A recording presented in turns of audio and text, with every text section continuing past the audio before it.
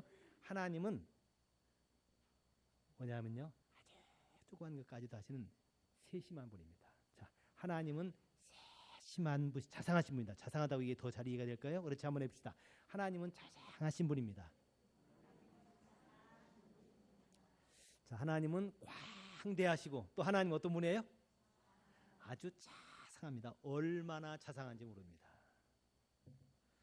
보라, 세상 죄를 지고 가는 하나님의 어린 양이로다. 예수님께서는 세상 죄를 지고 갔다라고 얘기했는데 이 세상은 대체 뭐를 얘기하는가? 어떤 사람 오해를 해가지고요. 세상 죄를 지고 갔다라니까 지구상에 있는 죄를 지고 갔다 이렇게 오해를 하는 사람들이 있어요. 근데 이 세상이라는 말은 코스모스라고 되어 있는데요. 얼마나 광대한지 모릅니다. 여러분, 하나님께서 이 지구만 만드셨나요? 여러분, 이 지구는요, 하나님께서 만드신 그 모든 것 중에서 정말 눈곱만큼도 안 되는 조그마한 겁니다. 여러분, 얼마나 하나님이 만드신 세상이 큰지를 여러분들에게 잠깐만 좀 말씀을 드리도록 하겠습니다. 여러분, 지구가 크기 지름을 보통 재면은 12,000km입니다. 지구 지름이 12,000km예요. 자, 그런데 하나님 만드신 태양, 우리가 저 보는 태양이 더 큽니까? 지구가 더 큽니까? 태양 보면 조그만하잖아요. 아침에 보면 조그만하잖아요. 여러분, 지구가 더 큽니까? 태양이 더 큽니까? 태양이 조금 더 커요. 네. 어느 정도 크냐면요. 지구는 지름이 12,000m라고 그랬는데 태양은 크기가 138만 킬로미터입니다. 138만 킬로미터. 그러면 얼마나 큰 거예요? 몇 배 큰 겁니까? 보통 그냥 따져가지고 100한 길이가 30배. 100한 30배. 자, 그런데 지름이 그런데 부피는 얼마나 크겠습니까? 그러니 우리가 태양이 저 멀리 있어서 조그맣게 보이지 엄청나게 큽니다. 지구와 태양의 크기를 비교를 해보니까 이 태양 크기를 어느 정도 크기로 봐야 되냐면은 우리 지구가 축구 경기장만 하다고 생각한다면 축구 경기장 있죠? 보통 축구 경기장이 뭐 한 100m에서 뭐 얼마 정도 되는 한 130, 40m 아마 사방으로 축구 경기장이 그럴 겁니다. 그런데 그 정도가 지구라고 한다면은 태양의 크기는 지구만합니다. 그러니까 태양과 이 지구의 크기가 그 정도 차이 나요. 축구장 하나와 지구 전체, 태평양 정도가 아니라 지구 전체 크기만한 것이 비교할 수 있습니다. 여러분, 이렇게 태양이 커요. 어마어마하게 큰 겁니다. 그런데 이 태양은 또 하나님이 만드신 이 모든 다른 우주들하고 비교하면은 또 이거는 콩할 만합니다. 우리가 좀 알고 있는 별자리 가운데 오리온 자리라고 있습니다. 오리온 자리에는 그 여러 성운들이 있는데 거기에 마기알몸 성운이라고 있어요. 이 또 생긴 게 마기알몸처럼 딱 돼 있다고 그래가지고 마기알몸 성운이라고 그러는데 그 마기알몸 성운의 크기는 6조 9천억 킬로미터입니다.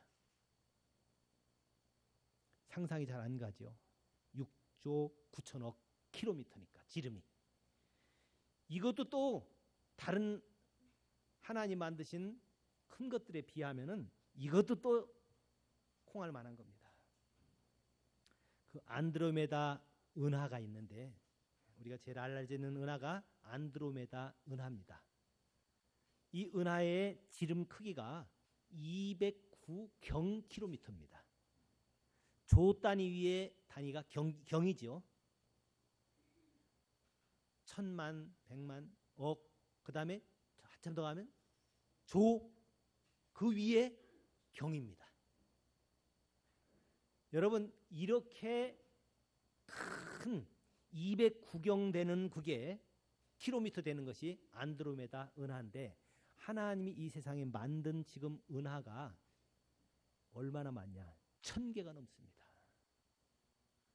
여러분 그 광대한 우주 이거를 전부 다 하나님 만드신 세상이라고 얘기를 하는 겁니다. 하나님 그래서 광대하십니다. 여러분 우리가 상상을 못할 정도죠. 그런데 하나님은 이렇게 크게 광대하시기만 할 뿐만 아니라 얼마나 또 자상한지 모릅니다. 하나님 만드신 거 보면은 이거는 더 작게 만들어야 된다. 더 작게 만들어야만 좋다라고 해가지고 작게 만든 게 있었는데요. 전에는 보통 지금부터 한 700년 전까지만 해도 우리 몸의 피가 그냥 빨갛다 물하고 좀 빨간색이다라고만 알았지 그 안에 적혈구가 있는 걸 몰랐습니다. 또 백혈구 있는 것도 몰랐고요. 그런데 지금은 어때요? 우리 피 딱 조사하면은 A형, B형 다 나오죠? 요거요. 알게 된 지 그렇게 오래된 게 아닙니다. 현미경이 나오기 전에는 우리 적혈구, 백혈구 조사를 못해서 혈액형을 알 수가 없었습니다. 그런데 현미경이 발견되고 나니까 이거 알게 됐습니다. 자, 이 보통 이 전자현미경이라고 또 그거보다 더 많이 발달된 전자현미경이 있는데 이 전자현미경은 주로 볼 때 어느 정도를 보게 되냐면 마이크로미터 정도를 보통 계산을 합니다. 마이크로미터는 1미터를 100만 분의 1로 나눈 겁니다. 이게 전자현미경으로 할 수 있는 겁니다. 더 나아가서는 이제는 원자현미경도 나오게 됐는데 이 원자현미경 나오게 되니까 우리로서는 알 수 없는 일들을 계속 지금 알게 됐습니다. 자, 우리가 잘 아는 그 인간 면역 결핍증이라고 있죠. 보통 그 에이즈병 유발하는 면역 결핍증 그 바이러스. 그 바이러스 크기가 보통 어느 정도인가를 조사해 봤더니 하여튼 말로 좀 표현하기가 조금 어려운데 좀 우리 숫자상으로 나타나는 거로 보통 얘기하면은 이것을 보통 잴 때 피코미터로 잽니다. 마이크로미터가 아니라 피코미터라고 그러는데 이 피코미터는 1미터를 1조개로 나눈 겁니다. 근데 우리 몸의 세포, 특별히 세포 안에 있는 많은 것들, 또 우리가 더 잘 아는 수소, 우리 물은 H2O 해가지고 수소 2개와 산소 하나가 만들어진 거죠. 이 수소의 크기가 보통 어느 정도 크기냐면 25 피코미터입니다. 근데 피코미터가 어느 정도라고 그랬어요? 1미터를 1조개로 나눈 겁니다. 그러니까 여러분 이거 잴 수 있겠습니까? 여러분 상상해 보세요. 이 1미터를 1조개로 나눈 게 피코미터입니다. 하나님이 우리의 몸에 있는 세포들 그렇게 조그맣게 만들어놨습니다. 우리 몸의 세포가 60조 개가 돼요. 여러분 하나님이 참 자상하시죠. 그렇게 만들어야만 우리가 이렇게 살 수 있기 때문에 우리 몸의 세포가 크면 못 삽니다. 그래서 그렇게 조그맣게 만들어 놓은 것 세포들 합쳐가지고 우리를 만들었어요. 그리고 그 세포 그 조그만한 것 1미터를 1조개로 나눈 그 피코미터 되는 그 정도 조그만한 그 세포 하나하나마다 하나님이 생명을 다 집어넣습니다. 지금 우리는 그런 걸작품입니다. 정말 하나님 만드신 우주의 크기가 그렇게 큰 거 하면은 적게로 하면은 이렇게 또 적은 것이 하나님의 만드신 걸작품인데 이거를 전체를 다 세상이라고 얘기를 합니다. 그래서 하나님이 세상을 이처럼 사랑하사라고 얘기할 때 이걸 다 포함하는 거고요. 보라 세상 죄를 지고 가는 하나님의 어린 양이로다라고 얘기할 때는 이런 조그만한 것부터 이 광대한 전체 이 죄를 다 짊어지고 간 겁니다. 여러분 예수님께서는 세상 죄를 지고 간다고 할 때 사람들의 죄만 처리하는 분으로 생각하면 안 됩니다. 여기 세상 죄를 졌다라고 얘기할 때 진다란 말을 그 헬라 말로는 아이로라고 되어 있는데 아이로란 말은 그 짊어졌다는 말도 있지만 또 하나는 죄를 처리했다. 그러니까 뭐냐면은 꼭 죄를 처리를 주로 우리나라에서 어디서 많이 합니까? 법원에서 많이 하죠. 이건 죄야. 이건 10년 살아야 돼. 100년 살아야 돼. 이렇게 심판하고 또 어떤 때는 용서도 해주고 이런 것들을 하는 것이 바로 아이로입니다. 그래서 세상의 모든 죄를 처리하시는, 짊어지고 처리하시는 분이 하나님의 어린 양이로다라고 합니다. 우리 지난 시간에는 창조의 신비에 대해서 들었습니다. 하나님께서 이 엄청난 세계, 또 이렇게 아주 조그마한 세계까지도 하나님이 다 만드셨는데, 이 만드신 세계 안에는요 또 죄가 있어요. 여러분 생활하다 보면 쓰레기가 나오죠.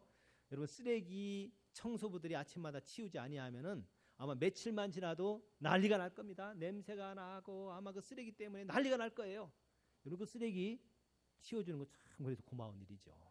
그런데 이 쓰레기보다도 더 엄청난 양이 사람들이 또는 영적 세계에서 범해지는 죄들입니다. 그래서 예수님께서는 세상 죄를 처리한다라고 할 때 사람들의 죄만 처리하는 분이 아니라, 사람들의 죄만 책망하시고 용서해주고 그런 분이 아니라 마귀의 죄에 대해서도 처리하시는 분입니다. 어떻게 해요? 그래서 마귀가 죄지니까 그는 용서하지 않고 그들을 회개하지 않으니까 영원한 무저갱에다 집어넣겠다라고 하시고, 지금도 그 죄에 대해서는 하나님께서 엄밀하게 묻고 계십니다. 또 예수님께서는요, 때가 됐는데도 과실을 맺지 못하는 무화과 나무를 책망했습니다. 이 책망한 것을 바로 아이로라고 합니다. 그래서 예수님께서는 모든 식물이든 동물이든 심지어는 천사들도 지은 죄에 대해서는 처리를 하시는 그 예수님입니다. 군대 귀신이 돼지떼에 들어갔었을 때 예수님께서 그 귀신을 쫓아서 그 돼지들은 다 몰살합니다. 여러분 예수님께서는 사람들만 통치하는 것이 아니라 귀신들도 잘못된 죄 지으면 책망하시고 징계하시고 심판하시는 그런 분이십니다. 그래서 이 세상 죄를 지고 하는 하나님의 어린 양. 그런데 세상 죄를 지고 한다고 하면 이 엄청난 죄를 다 가져가시면은, 죄를 싹 다 가져가시면은, 아 우리 죄 져도 괜찮잖아. 법이 없어서 죄 지어도 감옥에 안 가는 것처럼 죄를 싹 다 가져가 버리면은 우리 죄 져도 괜찮잖아라고 얘기하는데, 여러분 그건 올바른 법이 아닙니다. 예수님께서 죄를 처리하시는 방법은 회개하면은 용서하는 방법입니다. 여러분 예수님께서 무화과 나무를 저주할 때도 다시는 이게 열매를 안 맺을 것 같으니까 그것에 대해서 예수님께서 무화과 나무를 책망하셨습니다. 마찬가지로 사탄도 원래 타락한 천사를 다시 용서하지 못하는 것은 그들이 회개하지 않기 때문에 그들을 용서 못하는 겁니다. 우리 사람도 역시 마찬가지입니다. 사람들이 죄를 어떻게 처리해 주는가? 회개할 때 그분은 용서하십니다. 회개하지 아니하면은 절대로 그것을 용서할 수 없는 것이 이 죄에 대한 법칙입니다. 세상 죄를 지고 하는 하나님의 어린 양이로다. 근데 회개했다고 무조건 다 용서되는 것은 아닙니다. 여러분 어떤 경우인가요? 누가 대신 감당을 해줘야만 됩니다. 유리창을 깨놓고서 아유 잘못했다, 난 다시는 안 깨겠다, 아무리 결심한다고 끝나는 게 아닙니다. 그건 어떻게 됩니까? 누가 부모님이나 누가 유리창 값을 갚아줘야만 그것에 대해서 해결되는 겁니다. 그래서 예수님께서도 우리가 회개하고 예수 그리스도를 믿으면은 예수님께서 그 죄를 처리해 주시는 방법이 그분이 대신 대가를 지불해 주는 겁니다. 그래서 그분이 우리들의 모든 죄를 위하여 십자가에서 피 흘려 주시는데, 여러분 예수님께서 이 우리들의 죄를 용서하는 그 과정을 한번 자세히 보시기 바랍니다. 예수님께서 광야에 딱 오셨을 때, 예수님께서 이제 공생을 시작할 때 세례 요한이 보라 세상 죄를 지고 하는 하나님의 어린 양이로다 라고 했죠. 그런데 그런 다음에 세례 요한이 예수님에게 한 일은 어떤 일입니까? 세례 요한이 예수님에게 안수했습니다. 물로 세례를 베풀었어요. 그랬더니 그 사건은 어딜 맞습니까? 사람들이 놀랐을 거예요. 예수님은 어떻게 또 세례 요한으로부터 세례를 받나? 라고 할 때, 그래서 세례 요한이 그래서 아유 예수님 어떻게 제가 예수님에게 세례를 베풉니까? 저는 베풀 수 없습니다. 그러니까 예수님 뭐라 그랬어요? 이렇게 해야 하나님의 의가 이루어지는 거다라고 하면서 나에게 세례를 베풀어라라고 합니다. 근데 세례를 베풀 때는 어떻게 하나요? 머리에 손을 얹지요. 머리에 손을 얹고 우리 성부, 성자, 성령으로 세례를 줬죠. 그것처럼 세례 요한도 예수님 머리 위에 안수했습니다. 그러면은 안수한 것이 뭔가? 안수하는 것은 이전되는 것을 얘기합니다. 소에다가 안수하는 것은 우리의 죄가 소에게 다 갔다라는 그런 뜻입니다. 그래서 안수하는 거예요. 그래서 세례 요한이 예수님에게 세례를 베풀 때 안수하는 것은 세상의 모든 죄가 예수님에게 옮겨지는 겁니다. 세례 요한은 원래 집안이 어떤 집안이죠? 제사장 집안이죠. 제사장이기 때문에 어린 양에게 안수를 한 겁니다. 구약시대 때 제사장들이 양에게 안수해가지고 양이 모든 죄를 가지고 죽는 것처럼 세례 요한이 예수님에게 안수를 해서 세상 죄가 예수님에게 다 옮겨지고 그때부터 예수님께서 죽으면은 우리의 죄를 위하여 십자가에서 죄를 담당하신 사건이 형성이 되는 겁니다. 그래서 세례 요한이 안수하기 전에 죽으면 안 돼요. 여러분 양들을 제사장이 잡을 때 안수하기 전에 잡으면 그 양은 아무 소용이 없는 겁니다. 푸죽간에 죽은 건 똑같은 거예요. 그런데 제사장들이 양의 미간에다 손을 딱 얹고 기도를 하면은 모든 죄가 양에게 옮겨져서 그 양이 죽으면은 사람들의 죄를 담당하는 겁니다. 마찬가지로 세례 요한이 예수님에게 안수하고 나니까 그때서부터 이제 모든 죄가 예수님에게 옮겨지고 그때부터 죽으면은 이 십자가의 효력은 발생합니다. 그래서 마귀들은요 어떻게 하려고 그러냐면 예수님께서 세상 죄를 짊어지기 전에 세례 요한으로부터 안수받기 전에 예수님을 죽이려고 그랬습니다. 언제부터 했나요? 예수님 태어나자마자 헤롯이 죽이려고 그러죠. 그래서 2살 된 이하된 애기들은 다 죽였습니다.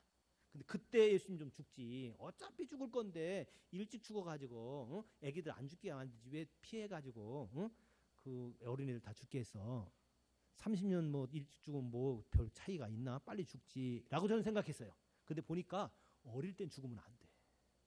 언제 죽어야 돼요? 제사장이 가문했던 세례 요한이 예수님에게 안수해서 모든 죄가 예수님에게 옮겨졌을 때 그분이 죽어야 돼요. 그래서 그 전과 후는 다릅니다. 그러고 나니까 그 전에는 예수님을 사탄들이 죽이려고 그렇게 애를 썼는데 예수님이 세례 요한으로부터 세례를 딱 받고 나니까 세상 죄를 지고 가거든요. 이제 세상 죄를 지고 다니는 분이니까 마귀는 어떻게 하려고 그럽니까? 못 죽게 하려고 그래요. 그 전에는 죽이려고 했지만 제가 다 예수님에게 짊어지게 되니까 안 죽게 하려고 그래요. 그래서 베드로를 통해서 사탄이 들어가서 얘기합니다. 예수님이 내가 죽어야 된다.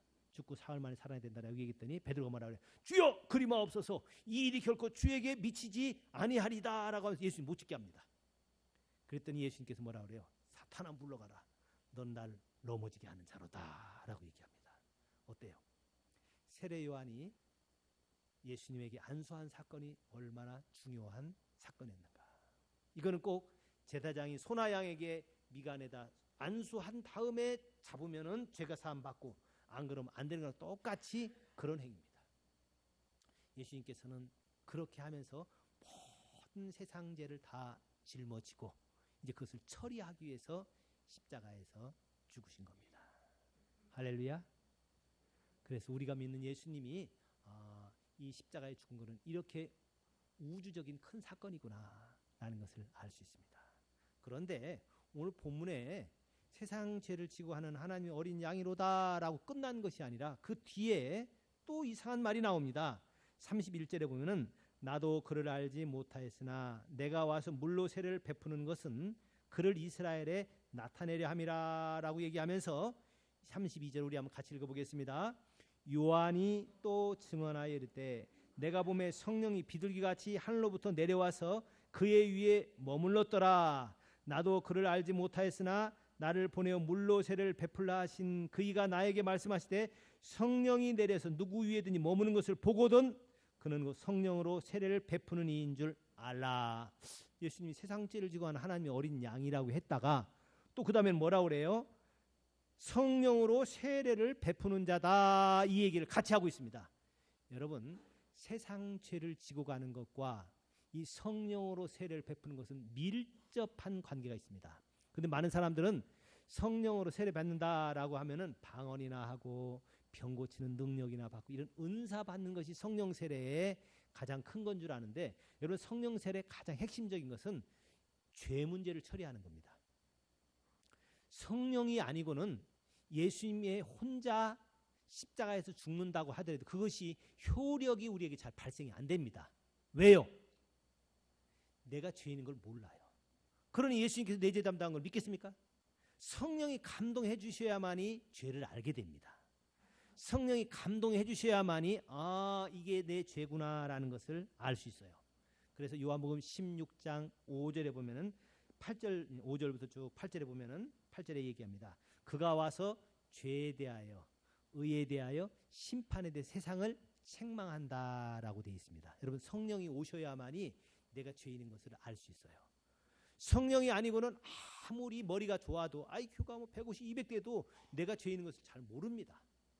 그 다음에 성령께서 감동해 주지 않으면은 죄를 회개할 수 있는 그런 심령이 안 생깁니다. 왜냐하면 남들 다 그런데 뭐. 그 다음에 또 죄 짓고 나서 처음에는 죄 짓고 나서 마음의 양심의 가책을 받다가도 또 짓고 하다 보면은 그것이 거북이 등처럼 딱딱해져 가지고 죄에 대해서 면역이 생겨서 죄의식을 못 갖습니다. 그래서 해결 안 하는 거예요. 그런데 성령께서 감동해 주면은 죄에 대하여 의에 대해 심판에서 책망한다 그랬죠. 죄를 책망해 줍니다. 이게 죄구나 라는 것을 알게 됩니다. 그래서 성령이 머무는 것 보고들 예수님 머리 위에 성령이 비둘기같이 머물렀기 때문에 예수님의 십자가의 사역은 온전히 우리에게 적용이 되어질 수 있습니다. 여러분 창조도 마찬가지죠. 성부 하나님이 만드셨지만 성령님이 수면에 운행했고, 지난 시간에 봤던 것처럼 예수로 말미암지 않고는 하나도 만들어진 것이 없다고 한 것처럼 창조 때도 성부 성자 성령이 같이 하죠. 구속사역, 우리들 죄를 사하는 것도 성부 성자 성령이 함께 하셔야 됩니다. 예수님께서 십자가에 죽으실 뿐만 아니라 성령께서 우리들의 죄를 책망해 주고 성령께서 우리에게 회개할 수 있도록 우리 마음을 권고해 줘야만이, 그래야만이 우리 구속 사역이 우리들의 죄가 용서되는 것이 구체적으로 이루어진다는 겁니다. 성령께서 이렇게 머무러야만. 그래서 예수님께서는 우리에게 성령으로 세례를 베풀어 주어서 성령 세례를 받고 나면은 마음이 아주 깨끗해져서 죄를 보게 되고 가책을 느끼게 되고, 또 그것뿐만이 아니라 이제는 죄를 이길 수 있게 됩니다. 여러분 죄를 이기는 거는요, 성령님께서 우리에게 역사해 주셔야만이 죄를 이길 수 있습니다. 갈라디아서 5장 16절에 성령을 따라 행하라 그리하면 육체의 욕심을 이루지 않는다라고 얘기합니다. 성령님이 나를 이끌어 줘야만이 이 욕심을 이길 수 있습니다. 여러분 욕심이 잉태한 즉 죄를 낳죠. 죄가 장사하면 사망을 낳죠. 결국 욕심이 문제인데 이 욕심을 이길 수 있는 것은 다른 것이 아니라 성령을 쫓아 행해야만이, 성령의 사역이 있어야만이 우리 죄가 이길 수 있는 대상이 될 수 있다는 겁니다. 이것은 신약만이 아니라 구약에서도 계속 이야기를 하고 있는 내용이 있습니다. 우리 에스겔서 우리 한번 같이 읽어볼까요? 에스겔서 36장 26절을 한번 읽어보겠습니다. 에스겔서 36장 26절입니다. 자, 우리 한번 보겠습니다. 여러분들 36장 26절 성경을 다 찾으세요. 에스겔 36장 26절입니다. 구약성경 1208페이지 에스겔 36장 26절 27절 우리 한번 같이 큰 소리로 읽어보겠습니다. 또 새 영을 너희 속에 두고 새 마음을 너희에게 주되 너희 육신에서 굳은 마음을 제거하고 부드러운 마음을 줄 것이요 또 내 영을 너희 속에 두어 너희로 내 율례를 행하게 하리니 너희가 내 규례를 지켜 행할지라. 아멘. 하나님께서 우리에게 새 영을 부어주시고 새 마음 부어주고 나면은 우리에게 굳은 마음이 제해지고 그 다음에 우리에게 하나님의 영을 부어주게 되면 우리가 하나님의 율례를 행하게 된다는 겁니다. 죄를 이기고 하나님의 율례를 잘 행하게 만들어질 수 있습니다. 여러분 성령께서 예수님의 십자가 사역을 함께 도와서 이것이 온전히 이루어질 수 있다는 겁니다. 할렐루야죠. 그래서 오늘 저와 여러분은 성령님께서 우리에게 무슨 은사 줘가지고 병 고치고 예언하고 뭐 그것도 하지만 더 근본적으로 더 중요한 거, 더 큰 것이 우리의 죄 문제를 처리해서 세상 죄를 지고 한 하나님 어린 양이 그 일을 한 것이 올바로 우리 가운데 열매 맺도록 하신다. 할렐루야. 여러분, 죄 처리하는 문제가 얼마나 큰지 몰라요. 우리나라도 죄 처리하는 시스템이 되어 있습니다. 입법, 사법, 행정부 중에서 죄를 담당하고 처리하는 것, 여기 어디입니까? 사법부지요. 여러분, 사법부가 1년에 돈 쓰는 게 얼마나 많습니까? 우리 울산에 여기 지방법원에도 판사가 몇십 명 있고 검사가 몇십 명 있어요. 그 다음에 거기 또 뭐 조사관들 얼마나 많습니까? 그 법원 빌딩 있죠? 검찰 빌딩 크죠? 자, 그거 돈 얼마나 큽니까? 그거 1년에 유지하는데 돈 얼마나 많이 들겠습니까? 울산시 거만 해도 이렇게 큰데 전국의 모든 죄, 여러분, 검찰과 또는 뭐 법원만 죄 담당합니까? 이 죄 때문에 일하는 사람들 얼마나 많아요. 경찰들도 죄인 잡으러 다니고 죄 못 짓게 막고 보호해주고 이 돈이 전부 다 그쪽으로 들어가는 겁니다. 우리나라의 이 사법, 이 법적인 것 때문에 죄 문제 때문에 1년에 쓰는 재산이 몇 조가 됩니다. 선진국도 마찬가지죠. 미국도 이 죄 때문에 죄를 처리하기 위한 비용이 얼마나 큰지 미국은 지금 감옥에 가 있는 사람이 300만 명이 넘는다 그래요. 그렇게 많은 사람들이 지금 감옥에 있는데 그래도 죄 짓는 사람들이 자꾸 늘어요. 교육은 더 많이 받아서 고등교육은 더 많이 받는 사람들고 또 생활보장제도가 돼 있어가지고 사람들 돕고 그런데도 죄 짓는 사람들 점점 늘어가지고 미국에는 감옥을 2부제로 한다는 거 제가 지난번에도 말씀드렸죠.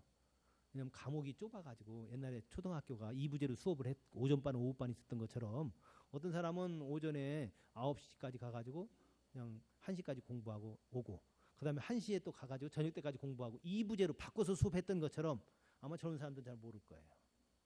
그런데 미국엔 감옥도 2부제로 운영을 하는 데가 많습니다. 어떤 사람은 월요일부터 금요일까지만 감옥 살아요. 그 다음에 나가. 네 집에 가서 먹고 살아. 그러고서 나오고 너는 다시 월요일날 또 들어와. 그럼 그동안 비는 동안 뭐 하냐? 그거 오후반들처럼 다시 또 들어오는 사람이 있습니다. 금요일날 감옥에 들어와가지고 금, 토, 일, 3일 살고 그 다음에 그 사람은 일요일 저녁 때 내보내요. 그러고더니 다시 전반이 들어옵니다. 왜냐하면 감옥을 더 지을 수가 없는 거야. 돈이 너무 많이 들기 때문에.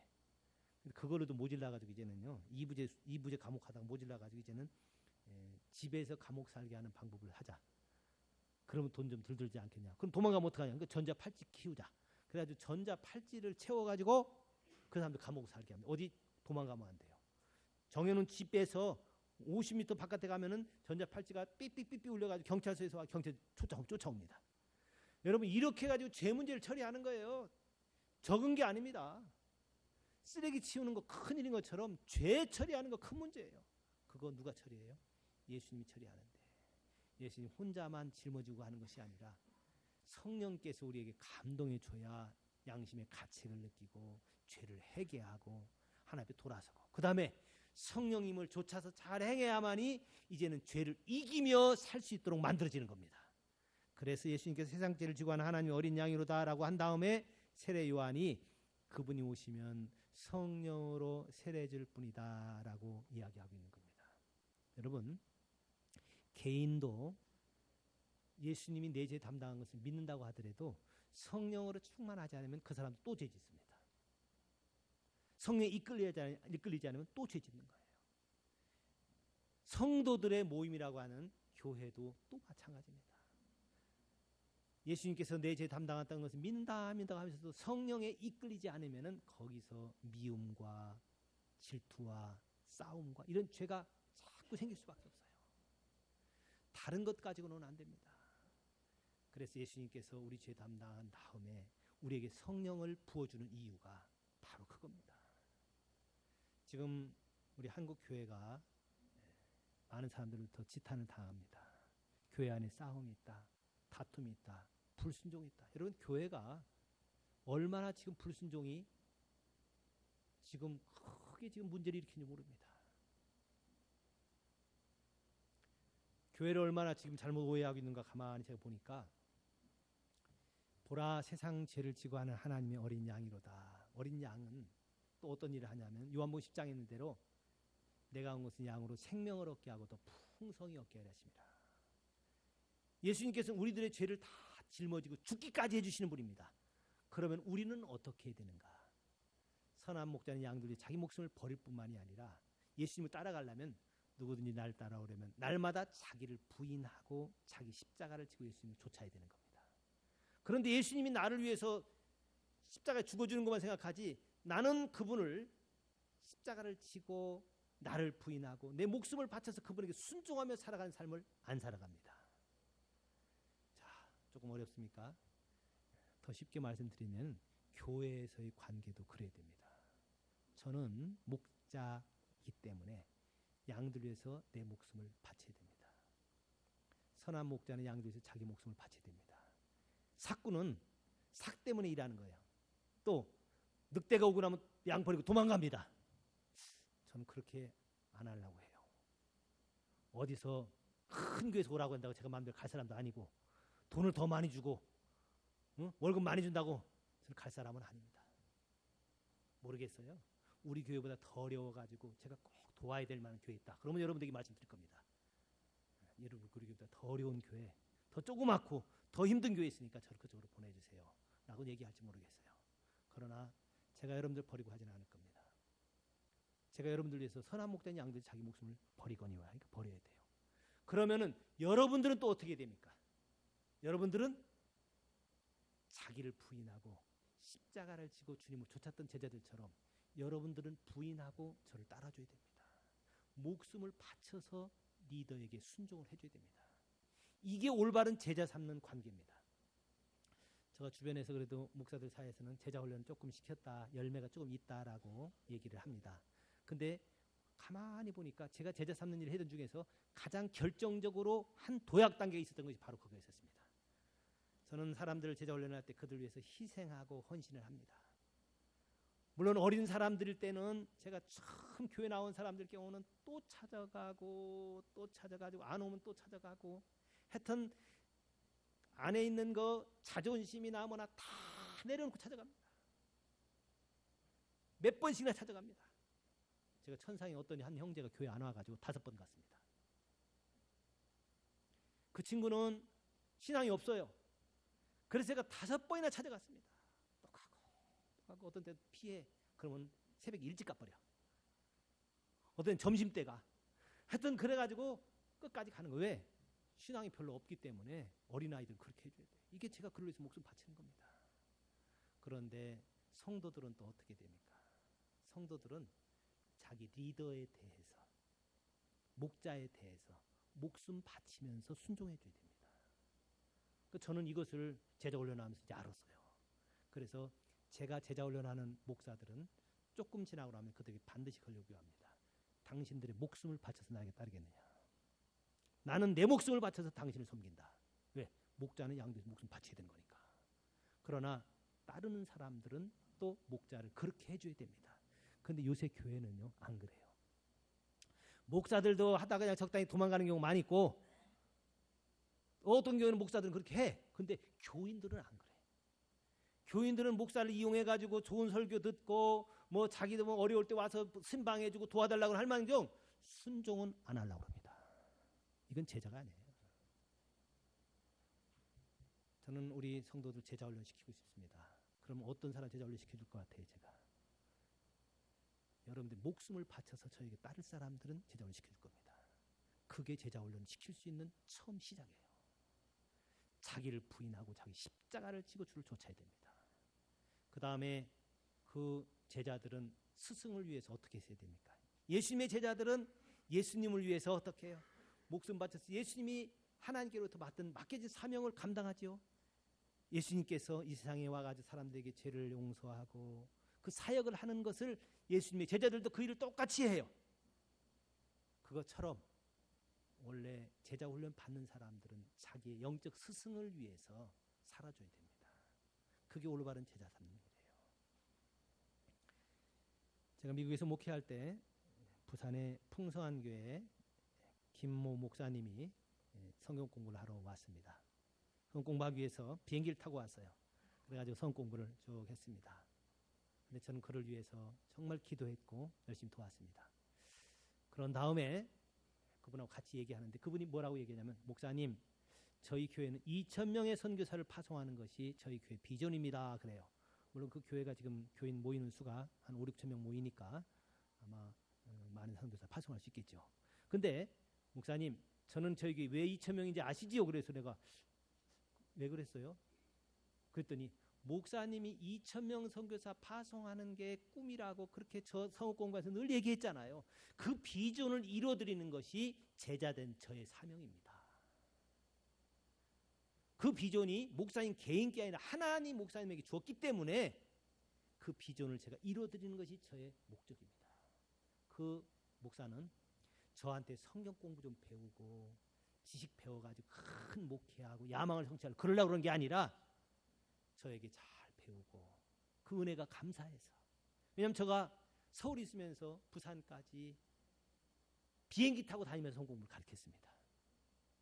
그러니까 그는 저를 위해서 일생을 살아주는 것이 이 제자된 자기의 삶의 방법이라는 거예요. 여러분, 그렇게 하고 나니까 그분 삶 가운데 욕심이 없어지더라고요. 그러니까 그분을 따르는 많은 사람들도 그렇게 살아요. 여러분, 우리 행복한 교회가 그런 교회가 되길 바랍니다. 저는 여러분들 위해서 정말 선한 목자가 되고 싶어요. 되도록 기도해 주세요. 선한 목자가 돼서 제 모든 것을 바쳐서 정말 여러분들 섬기는 사람이 돼야지. 안 그러면 제가 사꾼 되면 되겠어요. 그 위해서 기도해 주세요. 아무리 어려운 사람도 장애를 입었고 죄를 지었다고 하더라도 끝까지. 그러나 그 용서가 무조건 덮어주는 것만이 아니죠. 어떨 욕먹을 걸 각오하면서도 죄에 대해서 책망을 해주고 죄를 지적해주고,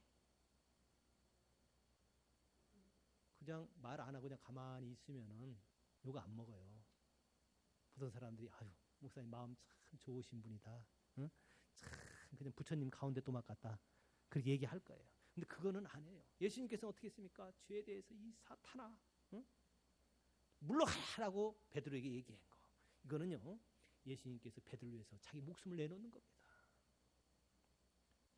여러분, 이런 운동을 저는 많은 교회들에게 지금 펴고 있습니다. 저가 신학교 가르치는 선생님들, 목사들에게 지금 제자훈련이 이게 제자훈련이다. 교회가 크게 지금 안 돼 있다.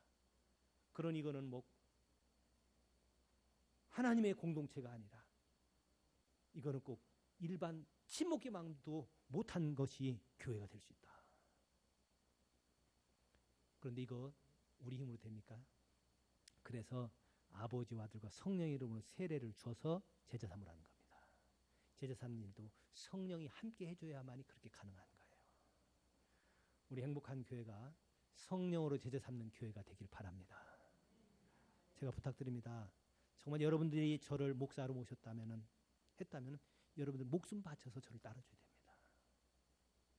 그리고 저를 위해서 기도해 줘야 됩니다. 그리고 저는 정직하게 정말 여러분들 위해서 목숨을 내어줘야 됩니다. 이건 저만이 관계가 아닙니다. 여러분들이 교회 성경을 가르치고 있는 영적 스승이 있다면 그분에 대해서 그렇게 해줘야 됩니다. 그런 관계가 멘토와 멘티 관계가 돼야만 됩니다. 그런데 이 시대는 이게 깨어져서 부모는 자녀를 위해서 목숨 바쳐주지요. 제가 보기엔 부모들은 자녀들 위해서 죽는 것 같아요. 근데 자녀들은 부모 위해서 죽으려고 안 그래요. 부모의 재산은 탐을 내는데 부모를 위해서 죽으려고 안 그래요. 그건 올바른 관계 아닙니다. 여러분, 자녀들이 부모님이 자기를 위해서 그렇게 죽도록 해주는 것처럼 부모에 대해서 효한다는 것은 자기 목숨을 내어놓고 해줘야 됩니다. 친구들을 위해서 목숨 바치면 이에서 더 큰 사랑이 없다고 그러죠? 그런 관계가 돼야 됩니다. 학교에서도 마찬가지가 됩니다. 학교에서도 선생님과 제자들의 관계가, 선생님은 자기 학생들을 위해서 그런 헌신을 해줘야 될 겁니다. 목숨을 내어놓고 그들을 위해서 살아주는 것. 그런 선생님이 돼야 되겠죠. 제가 알고 있는 선생님 한 분이 있습니다. 이 선생님은 나이가 지금 43살 된 남자 선생님입니다. 초등학교 선생님입니다. 초등학교 선생님인데 이분은 목포에 있는 조그마한 교회를 섬기고 또 주중에는 학교 선생님으로 있습니다. 선생님하고 있는데 그 지역은 아주 어려운 지역입니다. 그러다 보니까 부모 없는 애들도 있고 또 할머니하고 살아가는 애들도 많아요. 애들 그래서 물론 전교생 해봐야 몇 명이 안 돼요. 아주 빈민가에 있는 학교이기 때문에 한 학년이 6학년이 한 반인데 이분 6학년 담임합니다.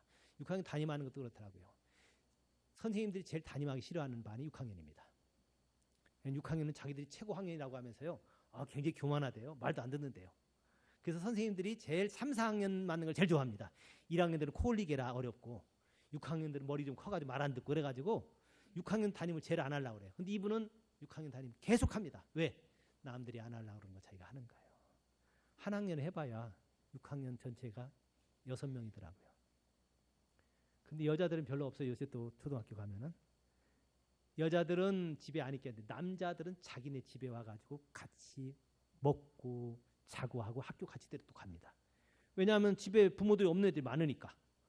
그래서 이분은 그렇게 해요. 페스텔로티라고 소문났어요. 그런데 해마다 애들을 데리고 얼마나 귀한 일을 해주는지. 한 3년 전에는 애들하고 같이 음반을 냈어요. 노래를 가르쳐가지고 음반을 냈습니다. 참 그 노래를 잘 작곡을 해가지고 애들하고 불렀는데 이것이 방송국에서도 굉장히 많이 지금 틀어지고 있습니다. 작년에는 초등학교 애들 데리고서 중국에 역사 여행을 했어요. 그 가난한 애들 데리고 어떻게? 자기 월급 털고 그 다음에 동료 사람들한테 부탁도 좀 해가지고 좀 도와달라. 그래가지고 걔들 데리고 저기 중국의 북경도 가고 쭉 애들 데리고 여행을 했더라고요. 서울 시내 애들도 잘 못하는 건데 그 반 애들 그렇게 한 거예요. 야 대단하다. 올해는 또 무슨 짓 할까 제가 가만 보니까 올 졸업생 애들은 데리고 이번 2월 20 며칠 날인가 애들하고 같이 책을 냈어요. 책을 내는데 거기 어떤 책이냐 하면은 그 숫자로 잘 외우게 하는 거. 모든 숫자 같은 것들을 통해 가지고 역사를 잘 기억하도록 애들하고 초등학교 그 반 애들 6명하고 같이 해가지고 책을 내가지고 책을 출판했어요. 그랬더니 그 학교 교장은 너무 신이 나가지고 야 우리 애들하고 같이 책을 하나 냈어. 그래가지고 이거를 이제 크게 사람들한테 막 알리고 그러려고 교장은 막 신이 난 거예요. 그래가지고 신문사에도 알리고 사람들 많이 초대해가지고 큰 그 시민회관에서 하려고 그러는데 이분이 교장 선생님 그렇게 하면 안 됩니다. 저는 우리 애들을 위해서 책 만들어준 거니까 그냥 조그마한 그저 분식집이나 음식점에서 애들 데리고 축하 파티만 하고 싶어요. 그랬더니 교장이 화가 내가지고 돈을 얼마 도와주겠다가 돈도 다 안 도와줘 버리고, 응? 교장이 그걸 통해서 좀 자랑도 하려고 그랬는데 다른 학교에 자랑도 하려고 했는데 그것도 다 안 하는 거예요. 이 짓 하느라고 장가도 못 갔어요. 애들을 위해서 목숨 바치는 거예요. 애들을 위해서.